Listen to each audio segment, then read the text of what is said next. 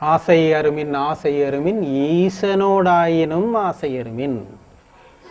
பற்றற்ற நிலை வந்தாதான் நமக்கு அந்த பரமனருள் கிடைக்கும். பற்றற்றவனுக்கே பரமனருள் கிட்டும். அப்போ இதெல்லாம் உலகத்தில் உள்ள இந்த மாயை எல்லாம் மாறிப்போம். அப்போ இறைவா கதின்னு இருப்போம். அப்போ நமக்கு வேற என்ன வேணும்?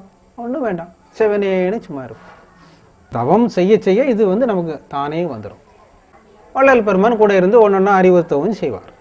உங்களுடைய கர்மங்கள் எல்லாம் நீங்கள் தவம் செய்ய செய்ய கர்மங்கள் எல்லாம் அந்த உங்களுடைய ஞான கனல்லே நீராகும் போது அதனால உங்களுக்கு எந்த பாதிப்பும் வராமல் குரு இருந்து காப்பாற்றுவார். அதுதான் குருவுடைய வேலை. அப்படி ஒரு குரு பெற்றாதான் நம்ம முன்னேற முடியும். அதுதான் குருங்கிறது. இப்போ அப்பா அம்மாவோ நண்பர்களோ வேற யாரோ சொந்த பந்தங்கள் யாருமே எதுவுமே செய்ய முடியாது. அப்போ நம்முடைய சூட்சும நிலையில நம்முடைய கர்மங்கள் எப்படி இருக்குன்னு பார்த்து அதை எப்படி தீர்க்கணுமோ தீர்த்து அதனால எந்த பாதிப்பும் வராம நமக்கு காப்பாற்றணும்னா அந்த நிலையில் உள்ள ஒரு ஆள் தானே நம்மளை ப்ரொடெக்ட் பண்ண முடியும். அப்படி ஒரு ஞானி இருந்தாதான் நமக்கு ரட்சை. அது வள்ளல் பெருமான் நம்ம கூட இருக்கிறார், இருப்பார், செய்வார். அதை காப்பாத்துங்க, தவம் பண்ணுங்க. எவ்வளவு தூரம் நீங்க தவம் பண்றீங்களோ அந்த அளவு உங்களுக்கு ப்ராக்ரஸ் இருக்கும்.